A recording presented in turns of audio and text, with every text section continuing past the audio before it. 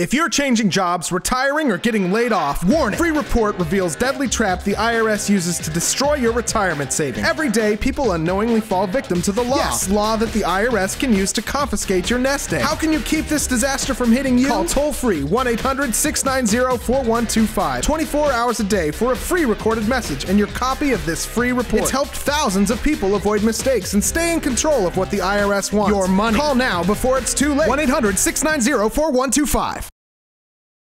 Good morning and welcome to Money Morning. My name's Eric Stewart. And I'm Paul Robinson. And we're here on Money Morning this morning. We're going to be talking about the exciting biotech project. I'm all excited about this whole thing, Paul.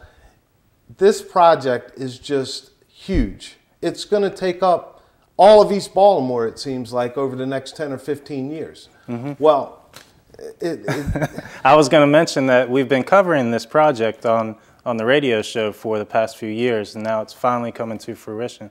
Yeah, it seems like we've got probably another 7 or 8 months, folks, before we're really going to start seeing some stuff get ribbons cut and balloons going off and fireworks, and it's just an exciting project. I'm sure everyone out there knows about it.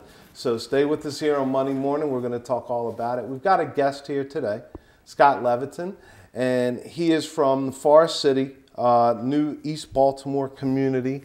Tell us about Forest City, Scott, and welcome to the show. Thank you. Tell us all about Forest City. What is Forest City? Well, Forest City New East Baltimore Partnership is a joint venture between Forest City Enterprises, which is a national real estate development company, and Presidential Partners, which is a group of local minority, very well-established business people who have come together as the master developer for this project. Now, there's so many people that have wondered what is going to encompass this biotech. Everyone hears the words biotech, biotech. What the heck does that mean? Well, biotech, you know, I'm a dirt guy, so I'm not a scientist, but biotech really deals with all the science that relates to biology and new medicines and the aging population, new grains that people grow in the field. And so it's a very broad field, and it's a great hope for the U.S. economy and the world economy, in fact, to re-engineer the way we live and the way we survive and the quality of life that we will all have. Our role in that is that we build multi-use developments. The East Baltimore project is definitely a mixed-use project. It encompasses 1 million square feet of life science buildings, labs and offices, 850 new residential units, some rental, some ownership, 100,000 square feet of retail space, 3 acres of parks, all new infrastructure in the 31-acre first phase. So just in the first phase alone, you guys are really just going to come in and change not just the business district, but just change the entire community over with parks.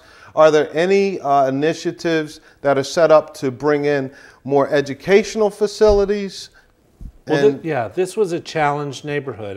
There were 1,200 houses. 298 of them were occupied by 398 families. We've seen this a lot in Baltimore. Yes. Where, you know, like you just mentioned, 200 some people, 1,200 homes, the rest were vacancies? Yes, there are 14,000 vacant houses in the city of Baltimore out of about 250,000. Wow. And while most people currently are concerned about wholesale clearing of communities, one of the goals for this project, and goals set by the former mayor, the current mayor, the city council, the state government, the U.S. congressional delegation, was that this project had to be done in a social and ethically responsible way. And so these families were provided a family advisor who evaluated what their needs were.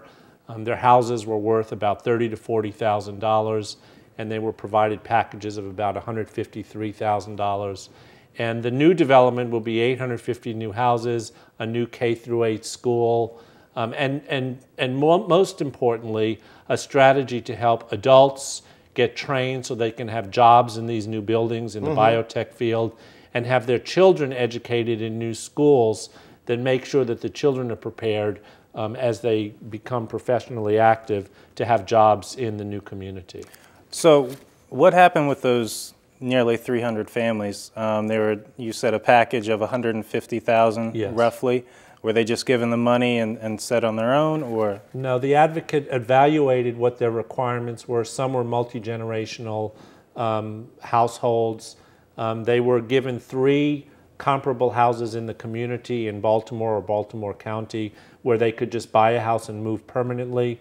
But all of the 398 families have the opportunity to purchase a new house in East Baltimore when it's finished. They'll have the opportunity to finance that, a combination of grants, using the money they received, the money they can afford to a mortgage, and a shared appreciation second mortgage program. Wow. And these $300,000 houses will be brand new, and these families, if they choose to move back to East Baltimore, hopefully will. Now, we just brushed over shared appreciation. Yeah. Tell what that means. That means that you guys have a vested interest in them succeeding and being homeowners in this community. Well, East Baltimore Development has established a housing trust fund. And so if the family can afford $200,000, then for a $300,000 house, then there'll be a second mortgage that will cover the other $100,000. And when the house is sold, they will share proportionately in the proceeds from the sale. When someone sells, then they'll actually be able to share in the growth with the people that originally helped them to buy the home. Exactly, and that money will be cycled back into an affordable housing trust fund so EBDI can continue the program in additional areas in East Baltimore.